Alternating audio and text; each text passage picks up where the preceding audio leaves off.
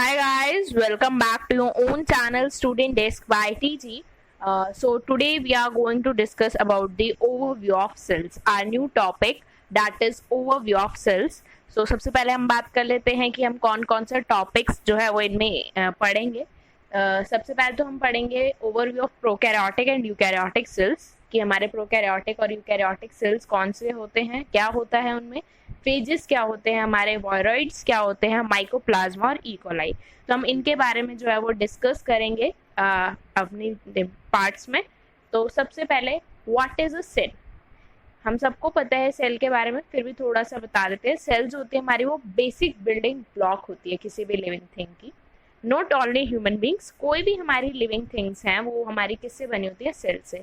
Cell एक basic element है हमारे लिए, मतलब अगर सेल नहीं होगा तो हम नहीं होंगे. कोई भी लिविंग थिंग जो है वो बिना सेल के नहीं हो सकती.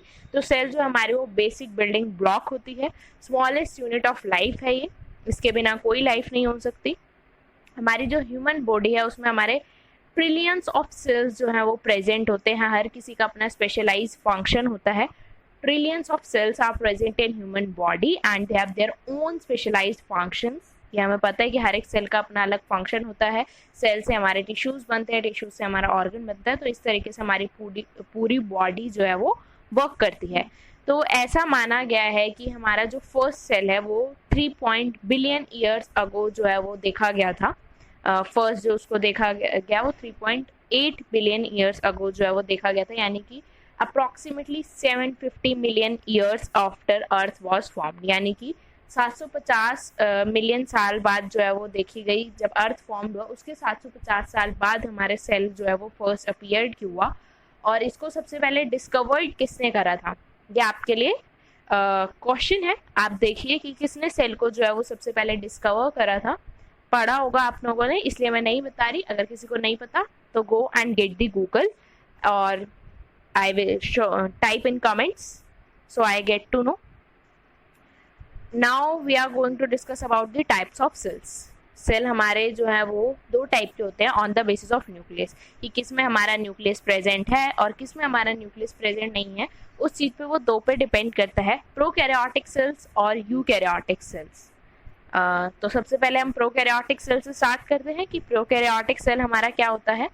प्रोकैरियोटिक सेल में हमारी न्यूक्लियर एनवलप नहीं होती, यानी कि उसमें जो हमारी न्यूक्लियर एनवलप है कोई एक पर्टिकुलर न्यूक्लियस नहीं होगा. ऐसे ही हमारे पड़ा होगा वो कहीं भी हमारा जो अंदर कोई अलग अलग कंपार्टमेंट्स नहीं है प्रोकैरियोटिक सेल्स में. मतलब वो ऐसे ही हमारे बॉडी में पड़ा हुआ है न्यूक्लियस. तो उसके लिए कोई पर्टिकुलर न्यूक्लियर एनवलप नहीं होती प्रोकैरियोटिक सेल में. आप इजीली ये चीज़ देख सकते हैं. जनरली ये स्मॉलर और सिंपलर होते हैं हमारे यूकैरियोटिक सेल से. ऑब्वियस सी बात है कि इसमें न्यूक्लियर एनवलप नहीं है, अलग अलग कंपार्टमेंट्स नहीं है, तो ये काफ़ी ज़्यादा सिंपल होंगे. जितने ज़्यादा कंपार्टमेंट्स होंगे उतनी ज़्यादा कॉम्प्लेक्सिटी बढ़ती जाएगी. तो यूकैरियोटिक सेल्स में हमारे कंपार्टमेंट्स होते हैं, प्रोकैरियोटिक में नहीं होते. तो इसलिए ये हमारे स्मॉलर और सिंपलर होते हैं. अब इसमें न्यूक्लियस नहीं है पर्टिकुलर कोई, तो इसकी वजह से जो जीनोम्स है इसके वो काफ़ी ज़्यादा लेस कॉम्प्लेक्स होते हैं, यानी कि वो इतने कॉम्प्लेक्स नहीं होंगे हमारे.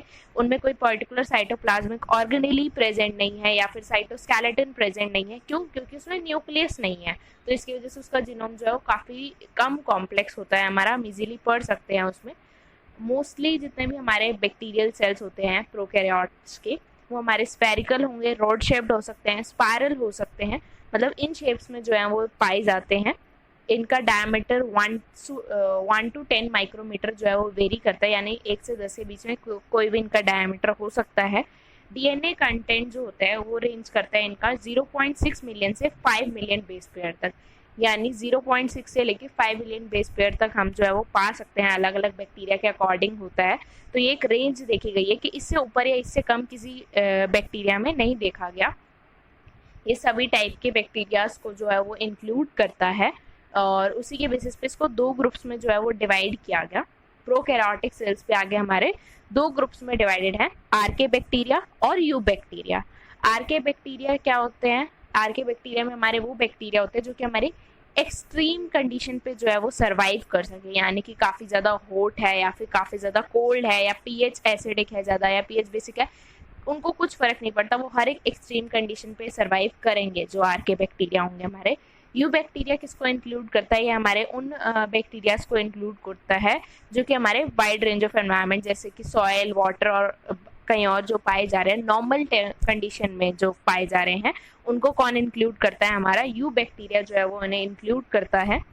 तो ये हमारे दो टाइप्स के प्रोकैरियोट्स से। तो हमने क्या पढ़ा पहले कि हमारे सेल जो है वो दो टाइप के होते हैं, प्रोकैरियोटिक सेल और यूकैरियोटिक सेल।